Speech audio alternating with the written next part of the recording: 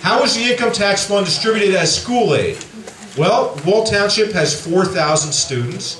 You get $3.2 million, or $781 per student.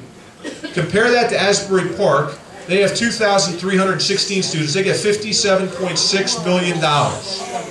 They're getting $24,885 per student.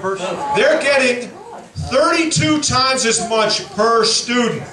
So after the residents of Wall Township send in 5 times as much per person, that accounts for economic differences, and that makes sense.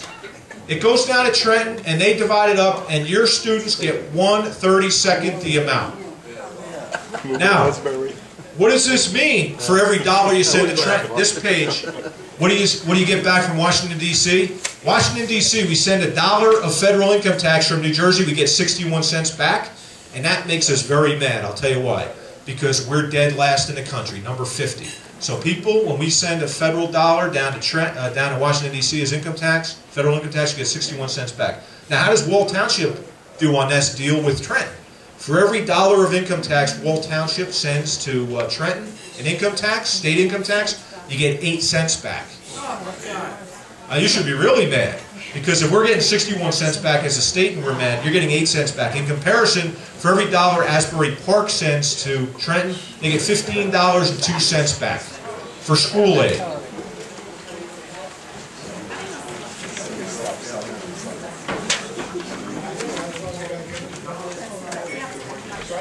So,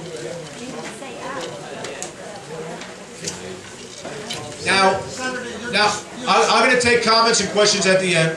Let's go to total expenditure per student. Now, we're supposed to do this to even out spending.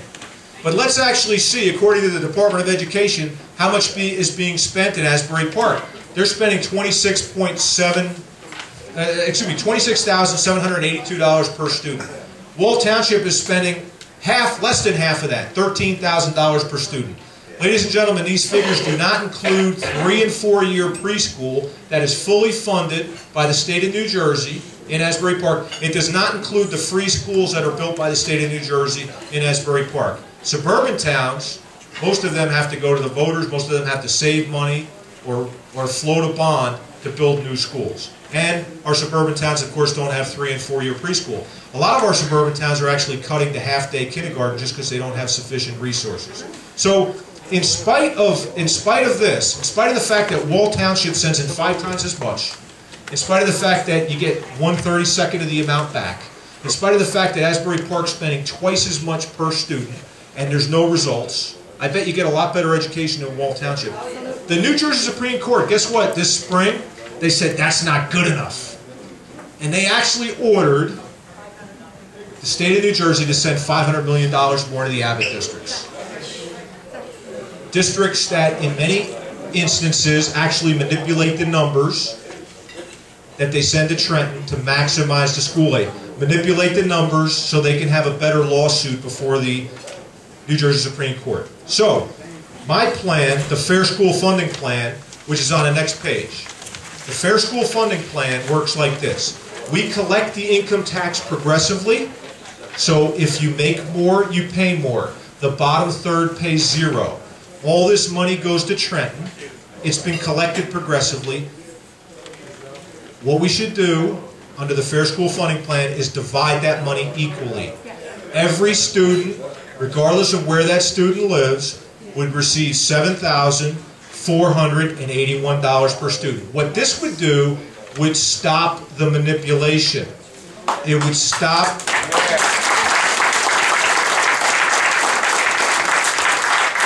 It would stop instances such as the one school district that was paying its bus drivers overtime to charge up their cell phones at home. Nice work if you can get it. Stop the situations where the Jersey City superintendent went on a 5-star hotel trip of England on your dime with limousines and steak dinners and expensive bottles of wine. It would give everybody some skin in the game. Now, what would this mean for Wall Township? What would this mean for 85% of the school districts in New Jersey? It would mean they would get more school aid and you could lower your property taxes. Wall Township is receiving $3.2 million.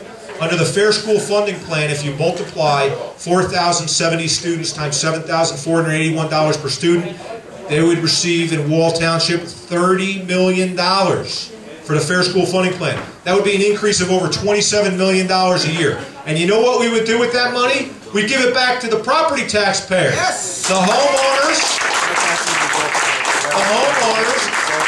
and the business owners that are paying those property taxes. So a lot of people say, gee, you're being very unfair to the folks in Asbury Park. But remember I told you about for every dollar you send in, what you get back?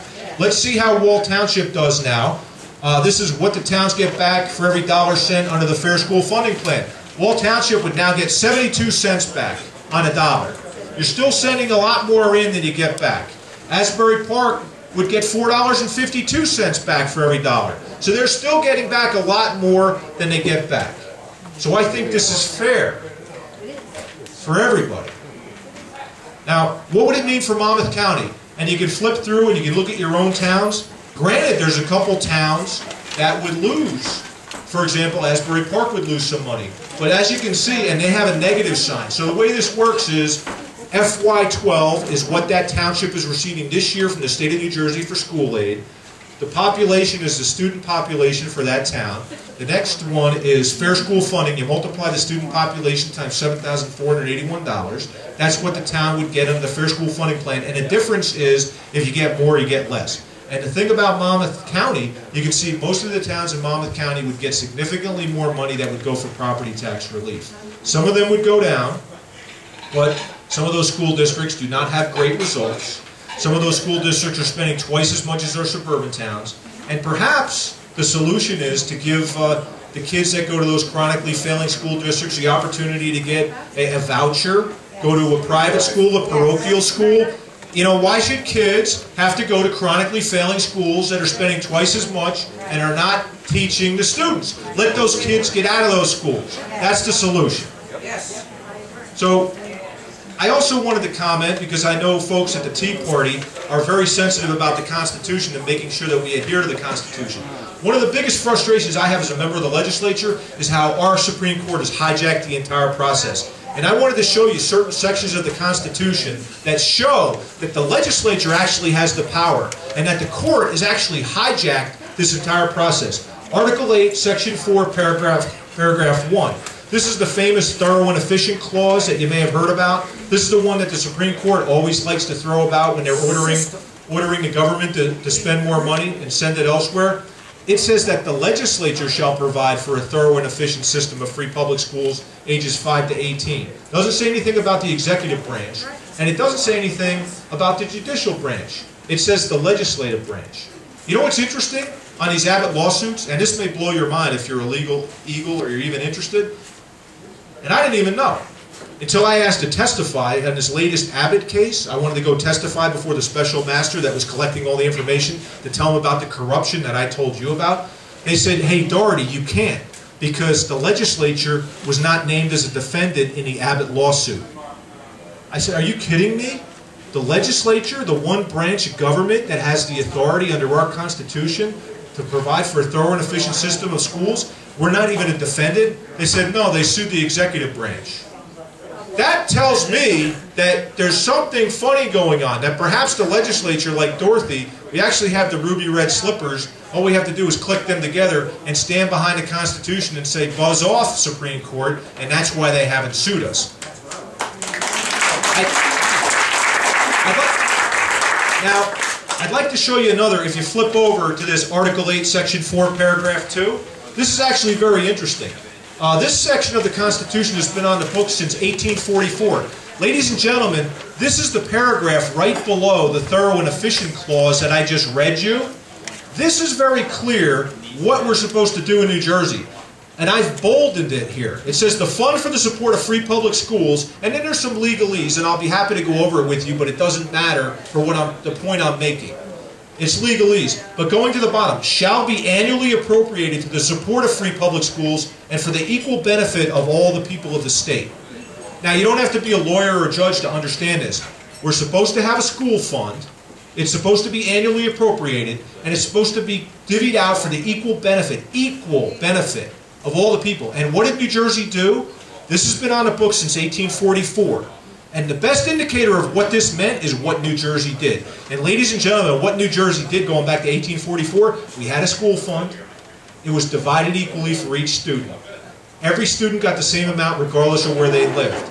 And actually, in our last Constitutional Convention, I have a very interesting life. I was reading the minutes of the 1947 Constitutional Convention. So you can tell what kind of life I have. Me and Ron, we live exciting lives, you know, reading stacks of paper. The last convention, somebody came in and complained about this, and they said, hey, you know, it's more expensive in our town to educate our kids. We should get more money. You know what the members of the Constitutional Convention did in 1947? They did absolutely nothing. They left this on the books exactly as it is, and that's what we continued.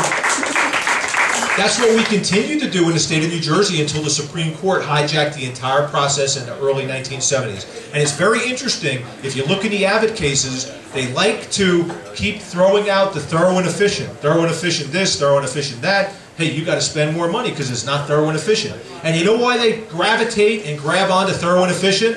Because what the heck does that mean?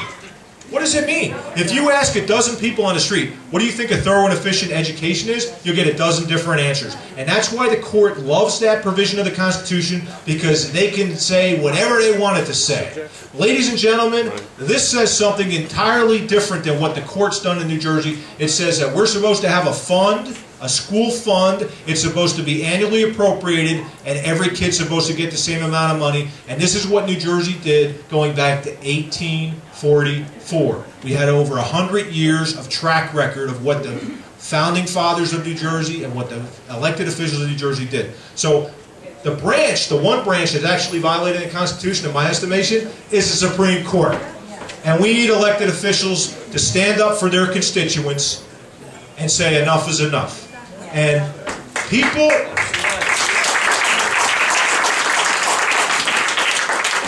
so I've introduced some legislation. I don't think we need legislation. I think the legislature has the authority right now.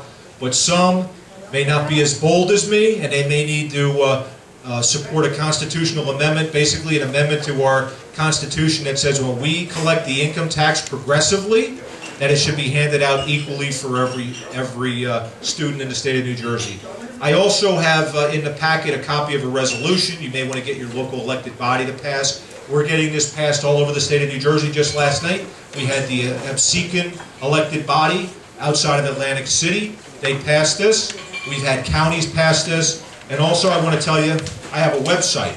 So you can tell your family and friends, if they're from other parts of the state, outside of Monmouth County, they can go to my website, fairschoolfunding.com, and they can plug in their town, excuse me, and find out exactly how much school aid they would get. So I believe my plan is fair, ladies and gentlemen, because many people in New Jersey don't know that we have an income tax that's supposed to be collected to collect our school fund. Most people don't know how progressive our income tax is. Most people don't know that we have about 185 towns in New Jersey that for every dollar they send to Trenton, they get a dime or less back in school aid. Most people don't know that we have towns in the suburbs sending in 5 to 10, even 11 times as much per person. Up in Bergen County, they got a lot of rich folks up there, I guess. There's towns that actually send in over 11 times as much per person into the income tax fund, and they get less than 1/100th the amount back in school aid.